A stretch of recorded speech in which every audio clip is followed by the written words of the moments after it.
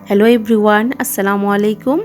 আমি এখন যে সেলাইটা করছি সেটা হচ্ছে মেরুন কালার বয়েল সুতি কাপড়ের উপর জলপাই কালারের লাচি সুতা দিয়ে করছি। এখানে পাতার জন্য আমি 2 তার সুতা নিয়েছি, জলপাই কালারের 2 তার সুতা নিয়েছি। সুতাটার নাম হচ্ছে লাচি সুতা, সুতি লাচি সুতা। যে পাতাটা করছি পাতাটার নাম হচ্ছে ফ্লাই স্টিচ।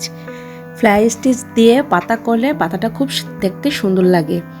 এই ফ্লাই স্টিচের মাঝখান দিয়ে যখন গিট গিট ওঠে তখন দেখতে পাতাটা খুবই সুন্দর লাগে।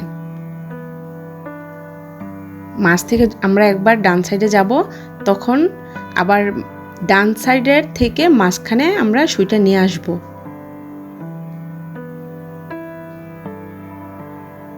এটা হচ্ছে 2 সাইড থেকে মাঝে আনতে হবে, এরকম সিস্টেম। একবার বাম সাইড থেকে ডান সাইডে সুইটা নিয়ে মাঝ বরাবর উঠাতে হবে, তখন একটা গিট হবে। এই গিটের কারণে পাতাটা দেখতে খুবই সুন্দর লাগে। এই ফ্লাই স্টিচ দিয়ে আপনারা যে কোনো ফুলের সাথে এই পাতাটা করতে পারেন, তাহলে দেখতে খুবই সুন্দর লাগে।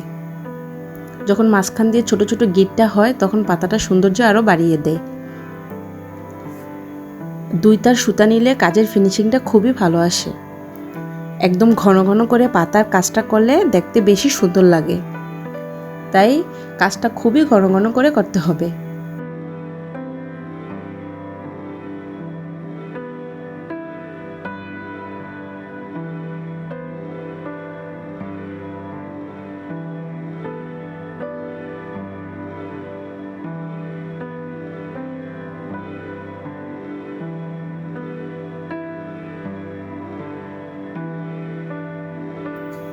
তবে এই পাতা ভরাটের ক্ষেত্রে আপনারা চাইলে মোটা ডিএমসির সুতাও ইউজ করতে পারেন। ডিএমসির সুতা কালার শেডও খুব সুন্দর, সেটাও ইউজ করলে খুবই ভালো লাগে দেখতে।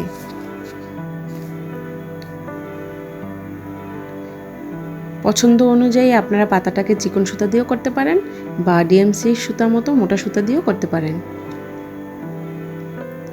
এভাবেই আমি সেলাই দিয়ে ফ্লাই স্টিচটা দিয়ে পুরোটা পাতা করে নেব।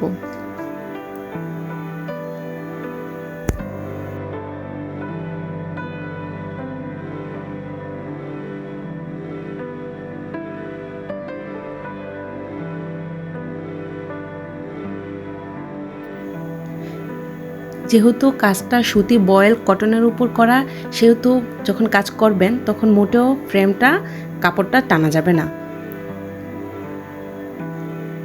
বা এরকমভাবে ফ্রেমটা আটকাতে হবে যাতে কাপড়টা লুজ লুজ না থাকে। একটু টান টান করে কাপড়ের মধ্যে ফ্রেমটা লাগাতে হবে, নয়তো কাজটা করলে কাজটা যখন ফ্রেম খুলবেন তখন হচ্ছে গিয়ে কাজটা কুচকিয়ে থাকবে, কুচকালে কাজটা ভালো লাগবে না দেখতে।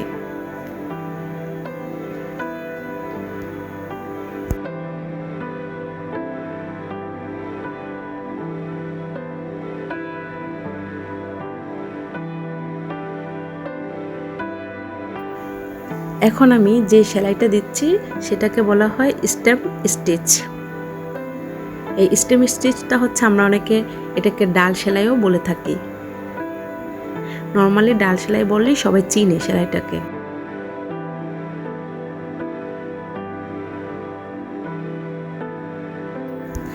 এই স্টেম স্টিচের সময় যতটা আমরা ছোট ছোট করে দিতে পারি ফোরগুলা ততটাই সুন্দর লাগে। তাই স্টেম স্টিচের সময় মানে এই ডাল সেলাইটার সময় খেয়াল রাখবেন যাতে ফোরগুলা ছোট ছোট হয়, তাহলে দেখতে বেশি সুন্দর লাগে। চাইলে একটু বড়ও করা যায়, সমস্যা নেই, কিন্তু সৌন্দর্যের জন্য ছোট ছোট ফোর দিয়ে এই সেলাইটা করতে হয়।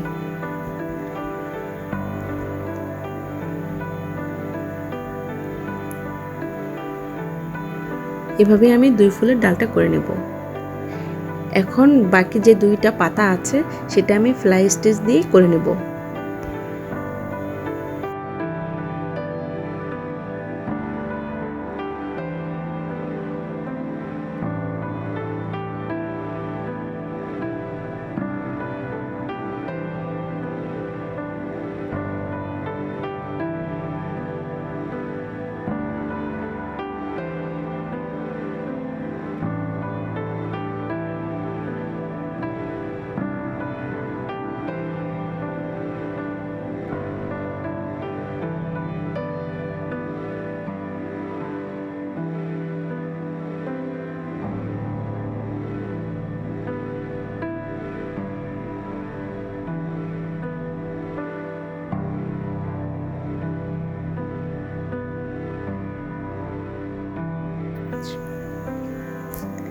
3টা পাতার কাজ করা কমপ্লিট হয়ে গেছে। এখন আমি ফুলের কাজে যাব।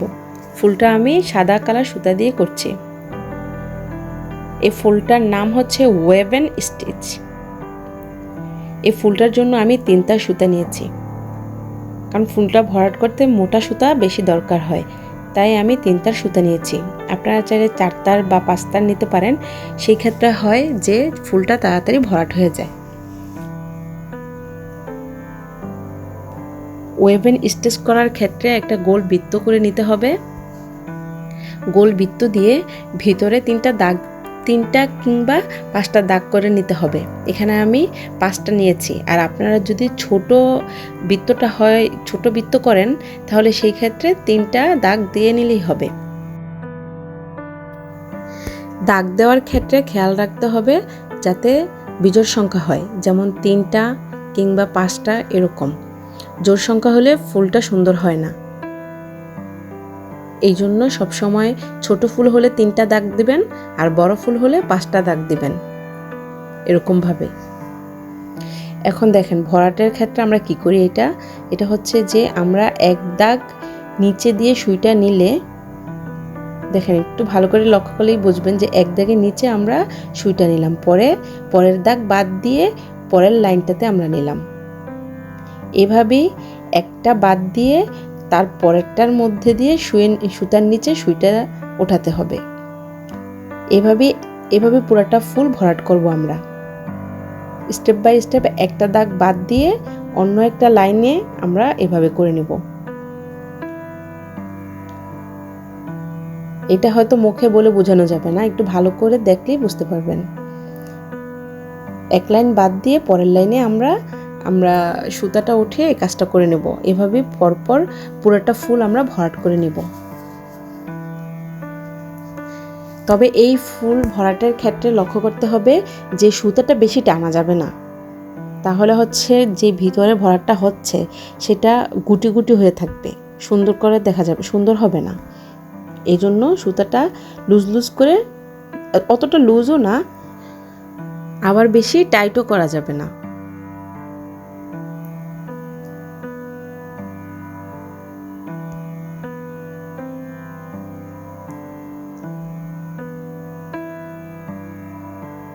তবে এই ফুলটা করতে ভালো লাগে হচ্ছে এটা খুব দ্রুতই ভরাট হয়ে যায়।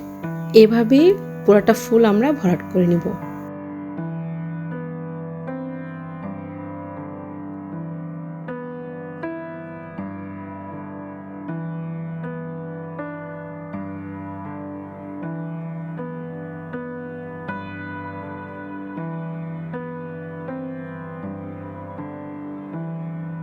যাদের আমার কাজটা ভালো লাগবে তারা প্লিজ আমার চ্যানেলটিকে লাইক এবং সাবস্ক্রাইব করে দিবেন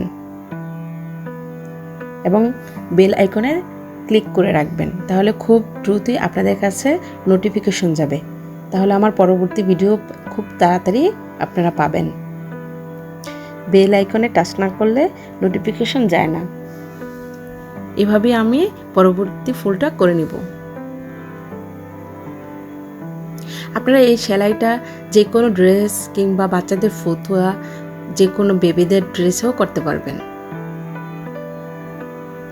তারপর আমি এই ওভেন স্টিচের মাঝখানে একটা ফ্রেঞ্চ স্টিচ দিয়ে দেব, তাহলে ফুলটা দেখতে সুন্দর লাগে, নয়তো কেমন খালি খালি লাগে। এক্ষেত্রে আপনারা ইচ্ছে করলে ফ্রেঞ্চ স্টিচটা নাও দিতে পারেন, সেটা আপনাদের ইচ্ছে, কিন্তু আমার কাছে দিলে ভালো লাগে, এজন্য আমি দেই। দেখেন একটা খালি আর একটা ফ্রেঞ্চ স্টিচ দেওয়াতে কতটা সুন্দর লাগে, আর খালিটা একটু কেমন খালি খালি লাগে। এই জন্য আমার মনে হয় ফ্রেঞ্চ স্টিচটা দিলেই একটু দেখতে বেশি ভালো লাগে। আপনারা চাইলে এটা অ্যাভয়েড করতে পারেন, কোনো সমস্যা নেই।